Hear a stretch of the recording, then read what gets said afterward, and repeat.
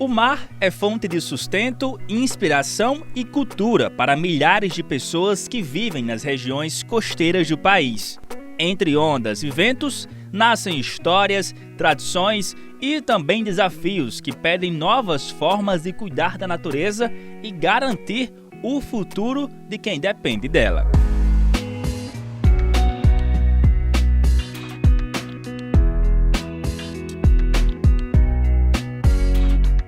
No quarto e último episódio da nossa série especial sobre a Semana Nacional de Ciência e Tecnologia, vamos conhecer como a economia azul pode transformar realidades e fortalecer comunidades que vivem do mar. Mas o que se trata? O que seria essa economia azul? Por que é importante pensar sobre ela e tem buscar pesquisas para ajudar nessa economia azul e também ajudar nas comunidades pesqueiras? Eu vou conversar agora com o professor Marcelo Tubarão, aqui do curso de Engenharia de Pesca da UFESA, que vai responder para você de cá essas perguntas. Professor, muito bom dia, seja bem-vindo ao nosso Manhã TCM.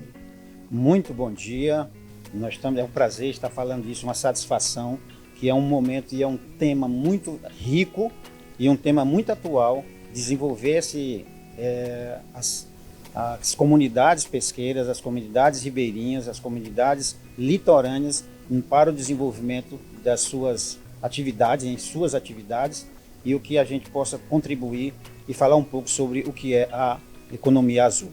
Já pergunto, professor, desde quando começou a trabalhar, começou a se falar nesse conceito de economia azul? Em 2009, um belga, um pesquisador belga, lançou essa primeira vez esse nome Amazônia Azul. Então, ele, inclusive agora, com esse tempo, quem fez, organizou esse processo, inclusive o nome dele é Gunther Pauli, que simplesmente ele passou a ser integrante do PNUD, que é o Programa Mundial das Nações Unidas. Para quê? Para o desenvolvimento. Então, esse termo começou a ser usado em 2009 para cá, só em 2009. E foi algo que, é a economia do mar, envolvendo o quê? Envolvendo pilares importantes, por exemplo, que é a parte da economia, a parte da sociedade, e principalmente se tem a economia, a sociedade tem que estar envolvida. E tem a parte de tecnologia. Então essas três linhas, esses três pilares são importantes dentro do processo. E aí o PNUD fez o quê? Começou a trabalhar uma outra coisa mais apurada ainda, que seria o quê? A Amazônia Azul Sustentável. Porque tem muitas atividades econômicas que envolvem os oceanos e os mares que não são sustentáveis. Então ficou vamos dizer assim, desses detalhes, ou seja, não há um conceito abrangente, internacional sobre a economia azul, é isso. Mas é simplesmente um conceito, é uma situação em que os países têm que ter atitudes para que essas atitudes sejam sustentáveis para manter as suas atividades econômicas. Professor Marcelo, quais são os principais setores, que compõem essa economia azul? Bem, esses setores são importantíssimos. Vamos fazer em termos por área, vamos dizer assim. Então, que setores seriam esses? Vamos falar primeiro da região dos recursos que já existem no mar. São os recursos vivos e não vivos. Esses recursos vivos, nós vamos falar de uma exploração, por exemplo, pesqueira.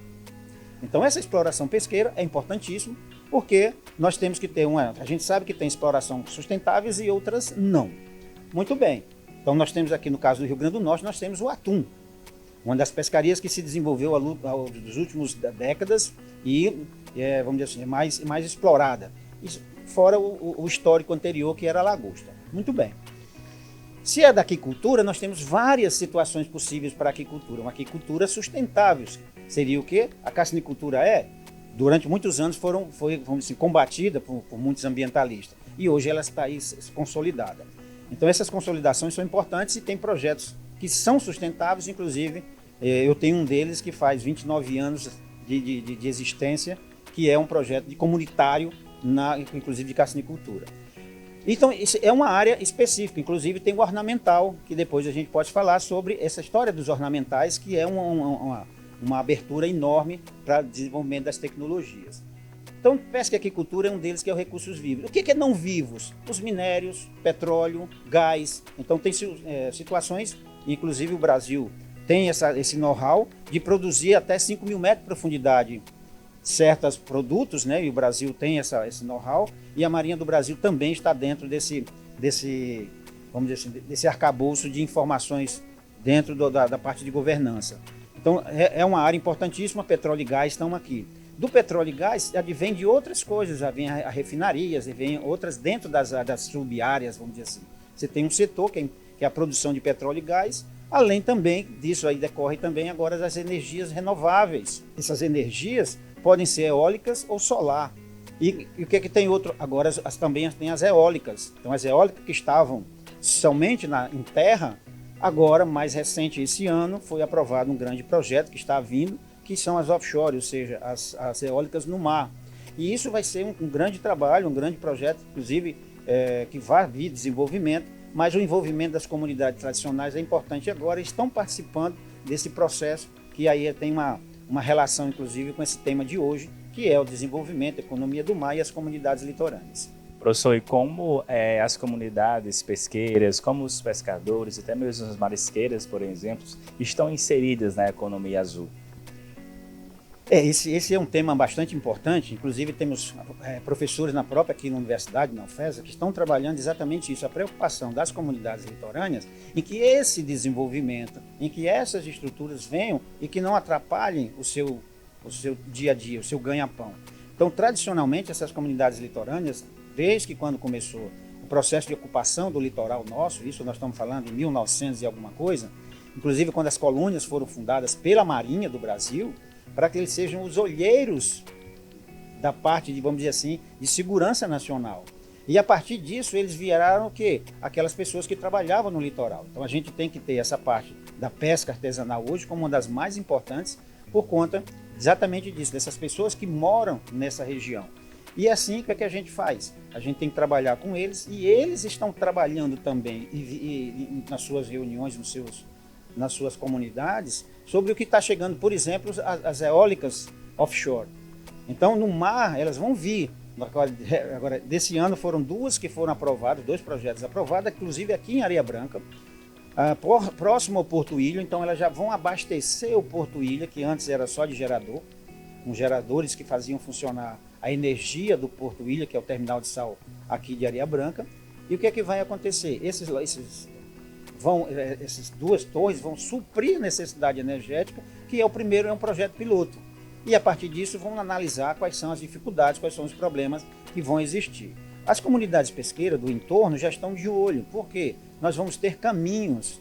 As eólicas, as torres, elas são posicionadas e o direcionamento, ela tem uma proibição, um diâmetro de proibição, que isso pode gerar em torno de 250 metros aproximadamente, a 500 metros, para que ninguém pode chegar próximo, porque isso é uma legislação internacional.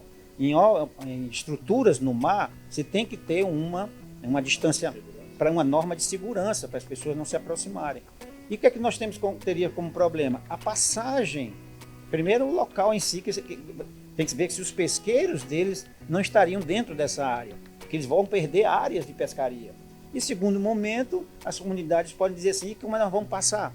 Então ele tem que ter corredores de navegação, que esses corredores de navegação é o local que quando eles vão continuar necessariamente passando, porque já faz muito tempo que eles fazem isso, são décadas, e que isso que não atrapalhe. Então está sendo feito trabalhos nessa linha para que eles não sejam prejudicados com uma nova área que está vindo, por isso que chama-se economia azul sustentável. Se não, se prejudicar as comunidades, isso não seria levar o nome da sustentabilidade.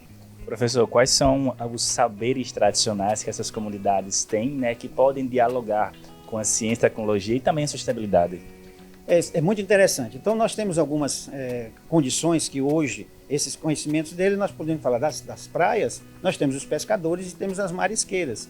Esses são os principais. E tem vários conhecimentos deles que dessas praias eles passaram anos fazendo, por exemplo, a carpintaria naval. Aquela carpintaria que a gente vê tradicional. Então tem vários serviços correlatos dentro da pesca, como da parte da maricultura e também das marisqueiras. Então são situações ali próximas. Alguns desses pescadores já migraram para outras áreas. Se a gente vê a questão do turismo, por exemplo, prático, Pipa, aquela região de Pipa, muitos pescadores deixaram de atuar. Nós estamos falando em outras comunidades que têm o mesmo procedimento, vamos dizer assim, que o turismo chegou de uma forma que a parte da pesca deixou de ser importante. Então, por que isso é importante, esse conhecimento tradicional? É que nós vamos chegar, em algum momento, conversar assim, qual é a nossa visão de futuro? Daqui a 10 anos, como é que vai estar essa pesca artesanal? Essa pesca artesanal que os jovens, hoje, com a facilidade que tem de informação, de opções de trabalho, muitos deles não querem mais ir para o mar. Porque para o mar não é para qualquer um. Então o mar não sou eu que escolho, não é você que escolhe que vá para o mar. O mar te escolhe. Ó, eu vou te deixar vir para cá, eu quero que você trabalhe aqui. Porque o nosso organismo, você pode até querer na cabeça, mas nosso organismo pode dizer, esse aí não dá certo. Isso aí não vai ter condição. Então, esses conhecimentos que eles têm, infelizmente, a tendência, se nós não fizermos algo, é diminuir a quantidade de pessoas que vão trabalhar no mar daqui a uma década, por exemplo. Professor, e quais são os projetos, né, que até mesmo instituições participam para conversar com esses líderes das comunidades, para levar mais conhecimento e também cuidar nessa pauta da sustentabilidade? Importantíssimo essa aqui. Se a gente falar nessas comunidades litorâneas, vamos falar agora sobre o que vem aqui na nossa região entre Caiçaras e Tibau. Nós vamos ter o projeto das eólicas. Muito bem. E como essas comunidades serão afetadas? Então, vários trabalhos estão sendo feitos exatamente isso. Fazer, por exemplo, uma cartografia social. Como esses trabalhos estão sendo feitos? Nosso aqui a gente propôs algo até mais detalhado. Nós vamos fazer um trabalho junto com as comunidades, que é pegar os seus GPS, as suas coordenadas, e nós vamos fazer um mapa georreferenciado dos seus pesqueiros. A partir disso, a gente pega essas informações dos projetos eólicos que hão de vir e nós vamos plotar isso. Então, nós vamos ter uma carta náutica georreferenciada dos pontos de pesca deles e as eólicas juntos. A partir disso, nós podemos dizer, aqui está legal, aqui não está, os corredores são esses, porque é essa parte que é a nossa, da parte acadêmica, de mostrar com os conhecimentos que eles têm, se eles não tivessem esses dados, se eles não tiverem a confiança na gente, porque eles não entregam esses dados para qualquer um. Então, tendo confiança na gente e a gente montar isso, nós podemos mostrar para eles que nós podemos desenvolver, não só nós, como quem está fazendo a governança disso. Então, serão os prefeitos, serão os governadores e serão, obviamente, os ministros que estão exatamente envolvidos nesse processo, que aí a governança é a coisa mais importante dentro desse processo todo. Professor, o que podemos melhorar? Estamos falando aqui sobre comunidades que levam, que sustentam, né, a pesca, até o marisco, por exemplo, também, mas é importante que essa atividade ela tenha esse cuidado com o meio ambiente, né? O que podemos melhorar nessa questão? Primeiro momento, quando a gente quer fazer uma transformação, inclusive colocando o desenvolvimento sustentável na linha, o que é que a gente imagina? A gente imagina, primeiro, nós temos que ter um arcabouço jurídico importante. Nós temos que ter uma legislação que suporte e que dê margem que as pessoas trabalhem com confiança. Por exemplo, seja pesca, seja aquicultura, seja na parte de petróleo, gás. Então, tudo isso tem que ter uma regulamentação de quem pode fazer o que e como. Então, isso é fundamental, porque se a gente, no nosso ser humano, nós fomos criados para consumir. Nós somos realmente consumidores. Nós somos para consumir. Agora, esse consumidor pode ser uma forma sustentável. Como? De que forma? É exatamente isso que tem que ser, esse arcabouço, primeiro, dessa situação. Eu vou dar um exemplo claro de algo, por exemplo, que envolve meio ambiente, que envolve turismo, envolve várias áreas. Por exemplo, hoje saiu agora nesse mês a portaria do Ministério do Meio Ambiente, mostrando as novas, a lista, né, de organismos, classificando os organismos do mar e de água doce também, sobre a questão da sua processo de extinção ou não, se eles estão vulneráveis ou não. Muito bem. Vou dar um exemplo de um cavalo marinho, que é um exemplo. Cavalo marinho é proibido fazer a coleta dele. Até um tempo atrás, empresas poderiam produzi-los da forma da aquicultura, não era colocar no mar, tirar do mar e vender especificamente. Então essa técnica foi desenvolvida, inclusive, de uma empresa aqui no Ceará.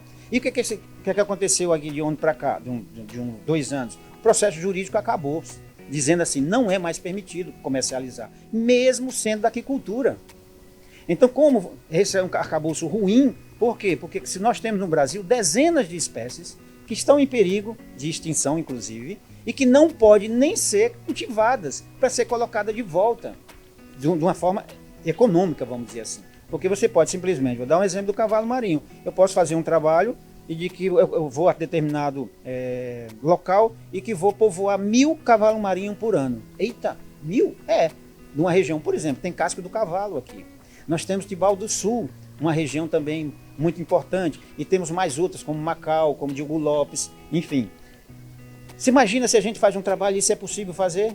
Colocar 1000 cavalos, e o que acontece com isso? Você faz uma estrutura de turismo para que as pessoas vão mergulhar com os cavalos marinhos. Então você faz uma estrutura de turismo. Veja que o meio ambiente, a parte jurídica, pode trazer uma resposta ambiental. Essa resposta ambiental pode vir trazer um desenvolvimento para o turismo que vem não é para tirar o cavalo marinho, mas ele tem que ficar ali. Então ele vai ficar ali para quê? Para que as pessoas vão frequentar aquele local porque querem visitar e ter cavalo marinho que eles possam observar. Então isso é só um exemplo da ligação que tem entre todos esses setores, certo? Então a biotecnologia está vindo para isso.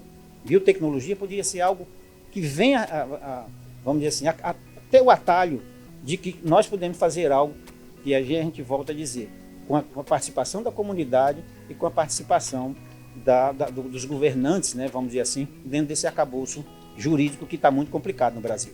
Professor, qual mensagem o senhor pode passar para quem está em casa nesse quadro que a gente está fazendo aqui sobre o nosso planeta algo, hoje falando sobre a economia azul, para ter mais cuidado, né? As pessoas terem cuidado com a economia azul, até mesmo nas comunidades costeiras?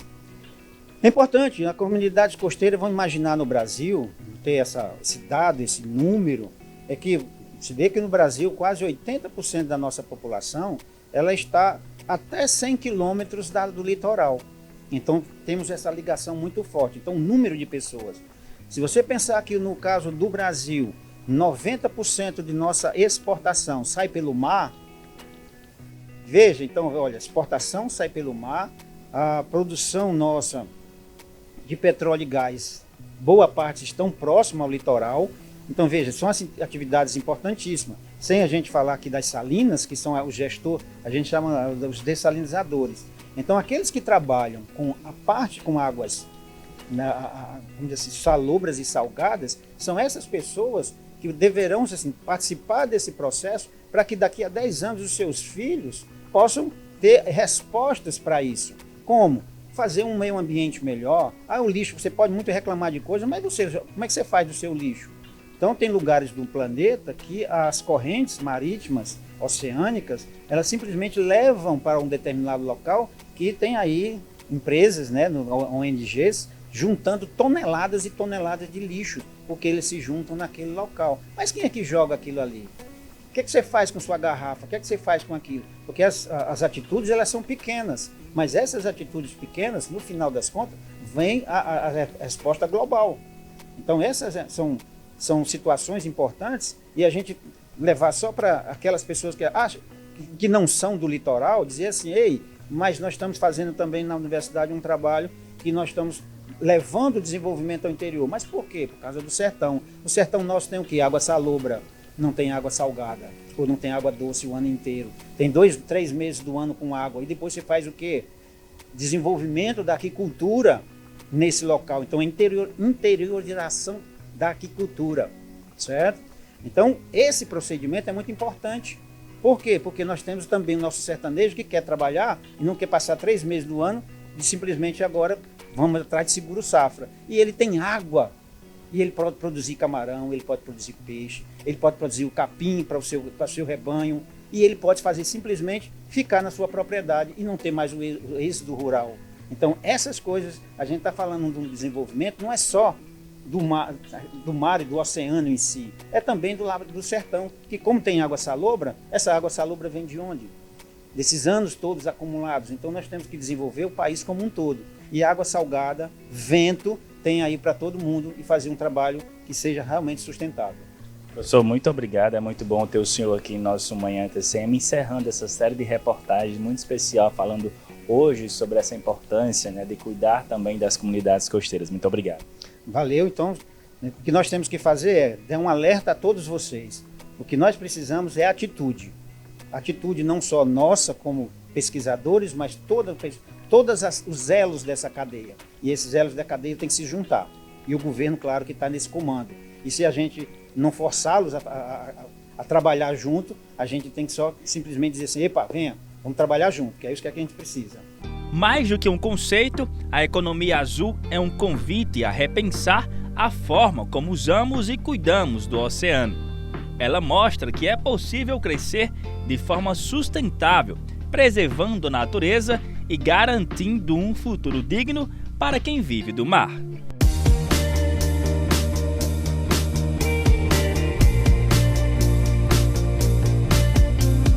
E assim, encerramos esta série de reportagens destacando os cuidados com o planeta Água, temática da Semana Nacional de Ciência e Tecnologia 2025.